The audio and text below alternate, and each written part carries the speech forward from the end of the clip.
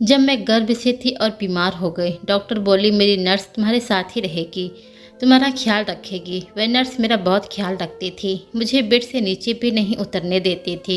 एक दिन मोहल्ले से एक औरत आई और कहने लगी, तुम लोगों की छत से बहुत आवाज़ आती है, हमें सोने दिया करो। मैं हैरान थी कि छत पर तो एक पुराना कमरा था जहाँ कोई जाता नहीं था। अगले दिन रात को उठकर छत वाले कमरे में गई तो मेरी रूह कांप गई। मेरा नाम रोशनी है। मेरी शादी जिस घर में हुई थी वह वसूलों के बहुत पक्के लोग थे। इन्होंने रस्म रिवाज के मुताबिक सब किया। मेरा पति भी अच्छा था, पर घर में सिर्फ मेरी सास का राज चलता था। वह जो कह देती वही माना जाता था, पर वह अच्छी औरत थी, किसी के साथ भी ना इंसाफी नहीं करती थी। इसीलिए उनके हाथ में घर की हुकूमत होना कोई बुरी बात नहीं थी। पर मेरा पति बहुत अजीब था। वो मेरे साथ होता तो बहुत खुश नहीं होता था, जबकि मैं खूबसूरत थी, जवान थी, हालांकि उसकी माँ की पसंद थी, पर बदसूरत तो नहीं थी। फिर भी मेरे पति को जैसे पता नहीं क्या था, मैं उसे अच्छी नहीं लगती थी। पर मेरी मौसी कहती थी ये मर्द बहुत अजीब होते हैं, बीवी चाहे काली हो, बदसूरत हो, बदजुबान हो, उनकी पसंद की ना हो, उससे उनको कोई मोहब्बत भी ना हो, फिर भी अपना हक नहीं छोड़ते हैं। चाहे दिन भर बीवी से झगड़ा करें, पर रात होते ही इन्हें याद आ जाता है कि ये तो मेरी बेबी है, इस पर मेरा हक है। मेरी मौसी की बात सही थी। मुझे भी 2 महीने बाद पता चला मैं तो माँ बनने वाली हूँ। कुछ हफ्तों से मेरी तबीयत बहुत ज़्यादा ख़राब लग रही थी। उल्टी चक्कर, सुस्ती लगा रहता। सास ने मेरे पति को कहा इसे डॉक्टर के पास ले जाओ। सास खुद भी ले जा सकती थी, पर पति से इसीलिए कहा क्योंकि ये साथ लेकर जाएगा तो इसको जिम्मेदारी का एहसास होगा।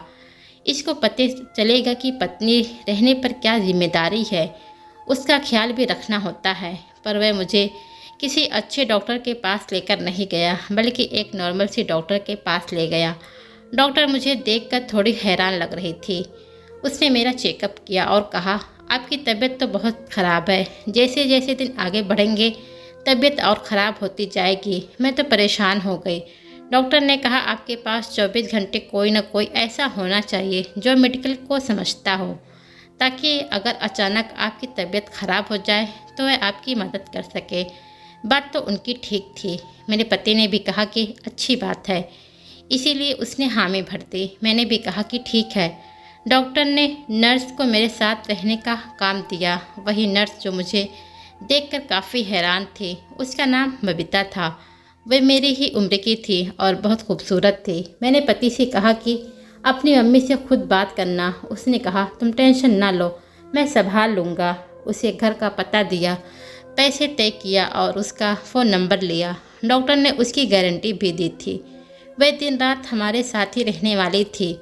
घर आए तो सास को सब बताया। ये पहला काम था जो मेरा पति बहुत जिम्मेदारी के साथ कर रहा था। शायद उसे एहसास हो गया था। अगले दिन सुबह सुबह बबीता घर आ गई। उसे कुछ सामान के साथ मेरे घर के सामने वाला कमरा दिया गया था, ताकि मुझे उसकी ज़रूरत हो तो मैं उसे आसानी से बुला सकूं। नंद ने कहा बड़ा ख्याल रखा जा रहा है। तो मेरी सास ने कहा कि वो इस ख़ानदान का बच्चा पैदा कर रही है। बच्चा पैदा करना कोई आसान काम नहीं होता। जब तुम माँ बनोगी तो तुम्हें पता चल जाएगा, इसीलिए ज़्यादा बातें नहीं करो। मेरी सास तो वाकई दबंग औरत थी। सब कुछ ठीक था। मेरी तबीयत ख़राब हुई तो मेरे लिए पर्सनल नर्स रख दी गई, वह भी दिन रात की ड्यूटी पर। ये कोई छोटी बात नहीं थी। मैं पूरी तरह से बेड रेस्ट पर थी। बबीता भी अच्छी थी, मेरा बहुत ज़्यादा ख्याल रखती थी। पर एक बार जब रात को मेरी तबीयत ख़राब हुई तो मैंने उसे आवाज़ दी। मैं उसे पुकार रही थी, पर वह नहीं आ रही थी और कमरे में मेरा पति भी नहीं था। मैं उठकर उसके कमरे की तरफ गई तो वह वहाँ भी नहीं थी। मुझे गुस्सा आने लगा कि है कहाँ पर। अचानक से कहीं से वो आ गई। मेरा पति भी हमारे कमरे से आया। मैंने पूछा आप कहाँ थे? तो कहने लगे मैं बाथरूम में था। शायद ठीक कह रहे थे, क्योंकि मैंने उन्हें वहाँ तलाश नहीं किया था। जो भी हो, बबीता ने मेरा बीपी चेक किया और दवाई दी तो मेरी तबीयत थोड़ा बेहतर हो गई। फिर मैं सुकून से सो गई। पर मेरे पति के चेहरे पर ज़्यादा फिक्र या परेशानी नज़र नहीं आ रही थी, बल्कि आजकल मेरा पति बहुत खुश रहता था। आजकल उसके चेहरे पर एक अजीब तरह की मुस्कुराहट थी। सब कह रहे थे कि शादी करके खुश है, जबकि मुझे पता था कि इस शादी से कोई खुशी नहीं मिली।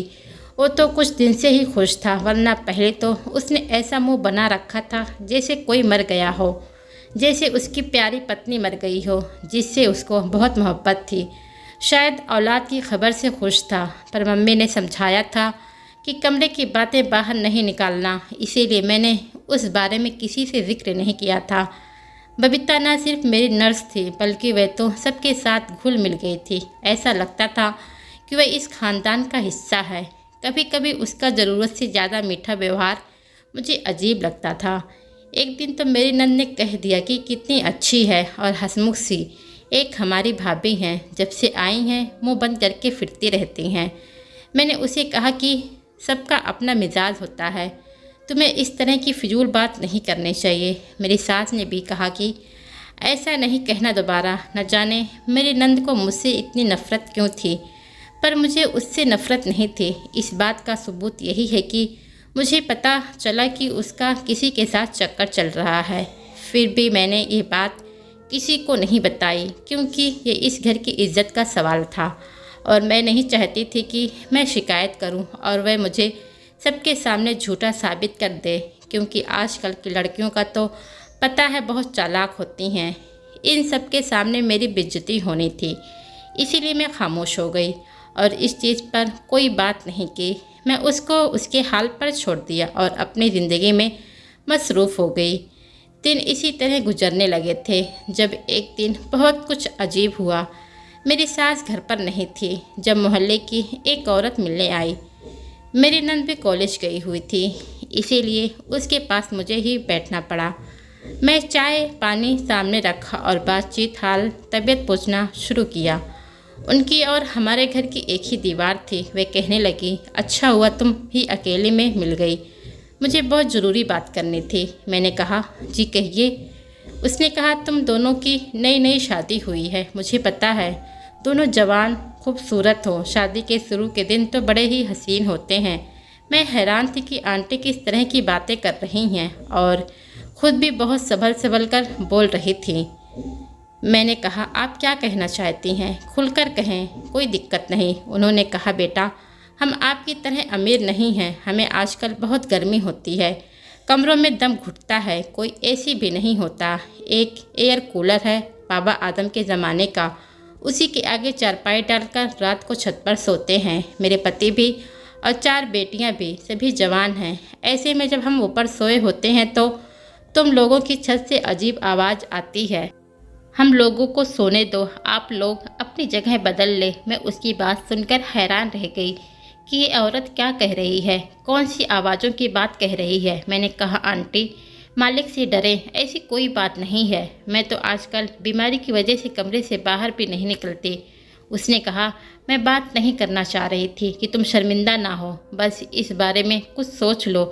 अच्छा नहीं लगता बेटी, तुम भी मेरी बेटियों की उम्र की हो, इसीलिए प्यार से समझाने चली आई हूँ। बाकी मेरी बात का बुरा ना मानना, नई नई शादी हुई है, दोनों खूबसूरत हो, मालिक तुम दोनों के प्यार को यूं ही बनाए रखे, बस यही कहने आई थी, ज़रा मेरी बात पर गौर करना। वह वहाँ से जल्दी जल्दी में चली गई। मैं हैरान रह गई, इन्होंने मेरी बात ही नहीं समझी। छत पर एक पुराना कमरा था जहाँ कबाड़ रखा जाता था। हम वहाँ क्यों जाएंगे? मेरा पति तो मुझे मेरे कमरे में भी नहीं बुलाता था, मेरी तरफ ठीक से देखता भी नहीं था। इतनी मजबूरी कौन सी थी कि हम कोई ऐसी वैसी बात करते हैं? मैं तो हैरान थी कि शायद इनको कोई गलत फहमी हुई है, शायद आवाज़ किसी और के घर से आ रही थी। हमारी नई नई शादी तो हुई थी, पर इसका मतलब ये नहीं था कि हमने सिर्फ शादी की थी। इस मोहल्ले में सिर्फ हम दोनों ही नहीं थे, दूसरे लोग भी रहते थे, पर बात थी गौर करने की। कहीं ये सब मेरी नंद की पकाई हुई खीर तो नहीं? वह किसी को घर बुलाती हो, तौबा तौबा, क्या वह इस हद तक गिर सकती थी कि किसी को रात को छत पर बुलाती थी? पर आजकल ये सब आम था। जैसे एक झूठ को छुपाने के लिए 100 झूठ बोलना पड़ता है, वैसे ही एक बुराई 1000 बुराइयों की तरफ ले जाती है। मुझे अपनी नंद पर नज़र रखनी चाहिए थी और अब सबूत के साथ घर वालों को बता देना चाहिए था, क्योंकि इस तरह से तो इस घर की इज्जत नीलाम कर रही थी। मुझे उसे रोकना चाहिए था। इसीलिए सोचा कि कुछ ना कुछ तो करना ही पड़ेगा। वैसे कितनी अजीब लड़की है मेरी नंद, तौबा तौबा। मुझे नंद पर नज़र रखनी चाहिए थी, पर बबीता मुझे बिस्तर से उतरने ही नहीं देती थी। उसे न जाने क्या दिक्कत थी, इतनी भी तबीयत खराब नहीं थी मेरी, पर आज रात को कुछ बहुत ही अजीब हुआ। मुझे ऐसी बेहोशी वाली नींद आई कि सुबह मुझे पता चला कि मैं तो सो गई थी, जबकि मुझे नंद पर नज़र रखनी थी। सोचा था फ़ोन पर कोई वीडियो या कोई आवाज़ रिकॉर्ड कर लूँगी, पर मौका ही नहीं मिल रहा था। रात होते ही मैं ऐसी नींद में चली जाती थी कि अपना ही होश नहीं रहता था। मैं खुद हैरान थी कि मेरे साथ क्या हो रहा है, पर एक दिन कुछ बहुत अजीब हुआ। मेरी नंद अपने उसी बॉयफ्रेंड से बात कर रही थी। दोनों झगड़ रहे थे। वह कह रही थी कि कब से कह रही हूँ मैं तुमसे अकेले मिलने नहीं आ सकती, तुम्हें ये बात समझ नहीं आती। हाँ, मेरी माँ से मुझे बहुत डर लगता है। मैं हैरान थी, ये ऐसा क्या सोचती है, ये तो इतना बड़ा काम नहीं कर सकती। ये तो आदमी से इसी बात पर लड़ रही है कि मिलने नहीं आ सकती। इसका मतलब ये इसका काम नहीं था। पर जब मैं वहाँ से जाने लगी, मेरी नंद ने मुझे देख लिया और कहा, भाभी आप यहाँ क्या कर रही हैं? मैं थोड़ा घबरा गई। मैंने उससे कहा कि तुमसे एक बात करनी है। उसने कहा अंदर आ जाए। मैंने उसे सब बता दिया। मैं उसके बारे में भी जानती थी। वह हैरान थी। उसने कहा आपको सब पता है, फिर भी आपने किसी को नहीं बताया। ये तो आपका बड़प्पन है, वरना भाभी हो और नंद का राज रखे। मैंने कहा सब एक जैसे नहीं होते।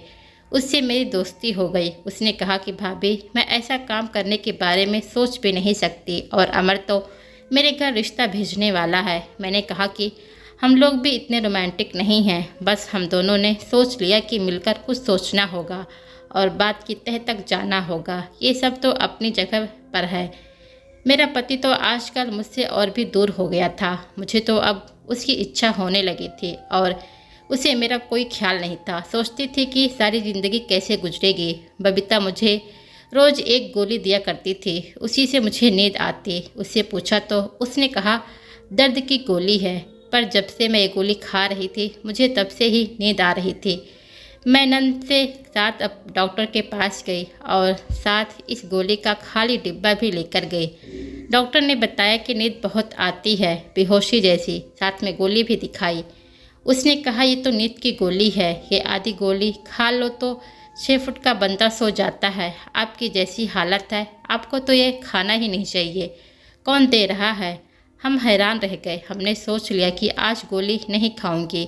मैं जब रात को कमरे में बैठी, बबीता मुझे दवाई देने आई तो मैं दवाई ले ली, पर वह लाल पैकेट वाली गोली नहीं खाई और फेंक दी। वह चली गई। उसके बाद मुझे बिल्कुल भी नींद नहीं आ रही थी। इसका मतलब डॉक्टर की बात ठीक थी। मेरा पति भी जाग रहा था। कहने लगा तुम्हें नींद नहीं आ रही है। मैंने कहा नहीं, जब आएगी तो सो जाऊंगी। वो भी सो गया। मैंने उसे कहा मैं रोज़ रात को आपसे पहले ही सो जाती हूँ, आपको बुरा नहीं लगता? उसने कहा तुम्हारी तबीयत खराब है, ऐसी हालत में ऐसा होता है, मैं समझता हूँ ये सब। पर उसने आज की रात मेरे जागने पर कोई फ़ायदा नहीं उठाया। इस बात पर मैं उदास थी और हैरान भी। सुबह ये बात नंद को बताई, वह भी हैरान थी। फिर हम पड़ोस के घर गए। बातों ही बातों में पूछा ये सब कब से हो रहा है? उसने कहा पहले तो नहीं होता था, यही कोई 3 हफ्ते से हो रहा है, पर मेरी शादी तो 2.5 महीना हो गया था और तब मुझे पता चला कि मैं माँ बनने वाली हूँ। पर बबीता को इस घर में आए हुए तकरीबन 3 हफ्ते हो चुके थे। इसका मतलब क्या था? अगले दिन मैं और मेरी नंद ने प्लान बना लिया, रात को छत पर जाएंगे। हम फ़ोन पर बात कर रहे थे, मेरी आँख लग गई, पर अचानक जाग गई। पति कमरे में नहीं था, पर शायद बाथरूम में था। कोई अंदर से आवाज़ आ रही थी। मैं भी कमरे से निकल गई। अपनी नंद के साथ छत पर वाले कमरे की तरफ दबे पाँव बढ़े। हम लोग काफ़ी डरी हुई थी और हैरान भी कि क्या होगा आगे।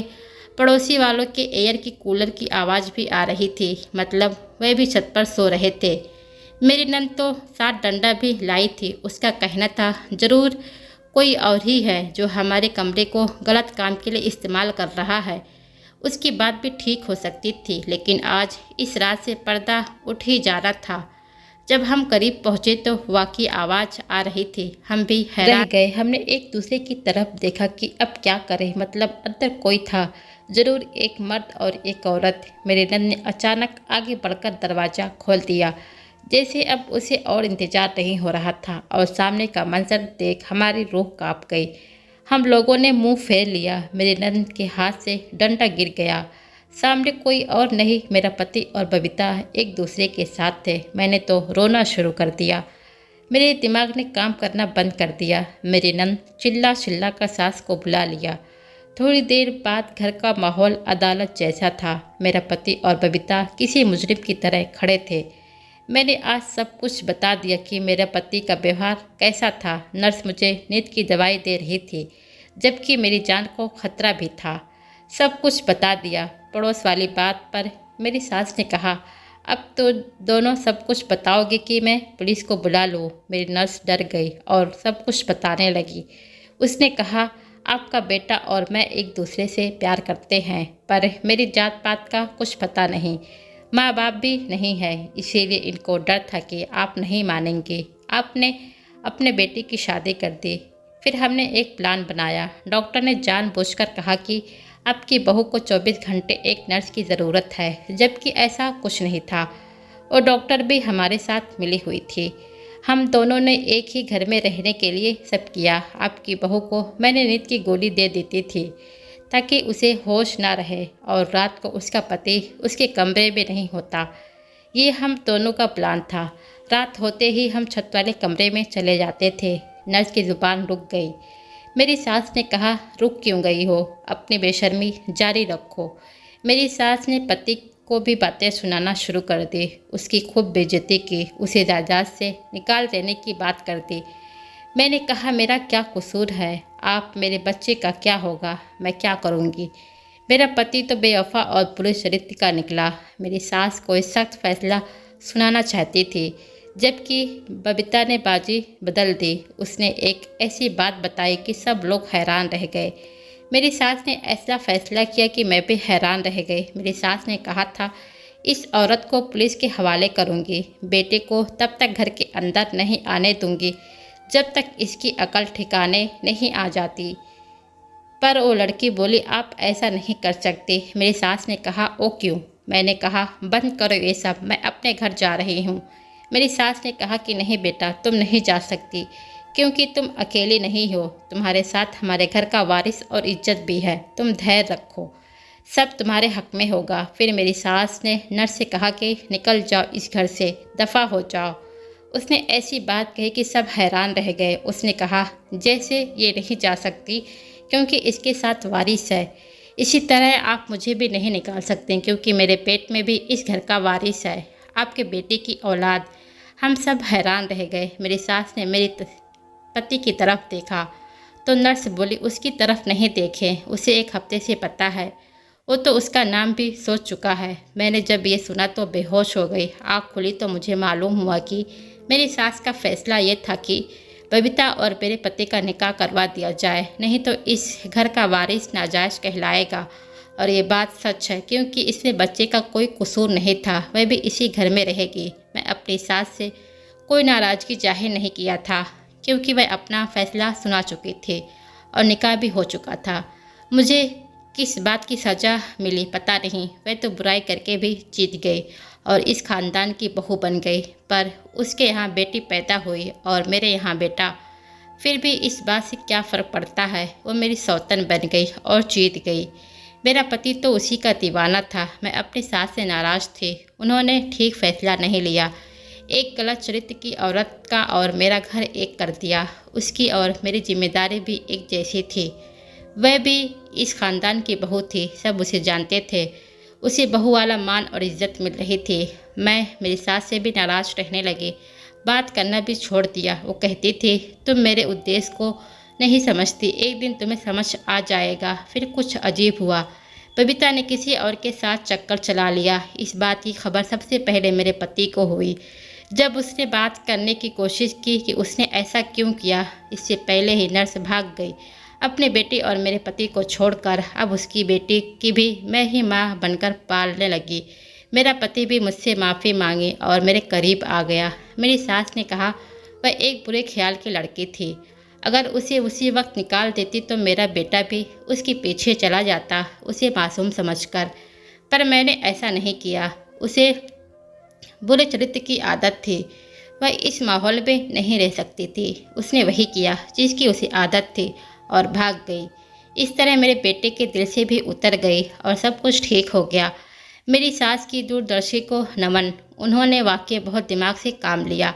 आज मेरा एक बेटा है और एक बेटी भी। मेरे पति भी मेरे साथ हैं और मालिक की कृपा है। देर से ही सही पर मेरी ज़िंदगी ठीक है। दोस्तों, ये थी आज की कहानी। अगर कहानी अच्छी लगी हो तो प्लीज़ वीडियो को लाइक कीजिए, शेयर कीजिए और कमेंट भी करें। और चैनल पर नए हैं तो चैनल को सब्सक्राइब ज़रूर करें।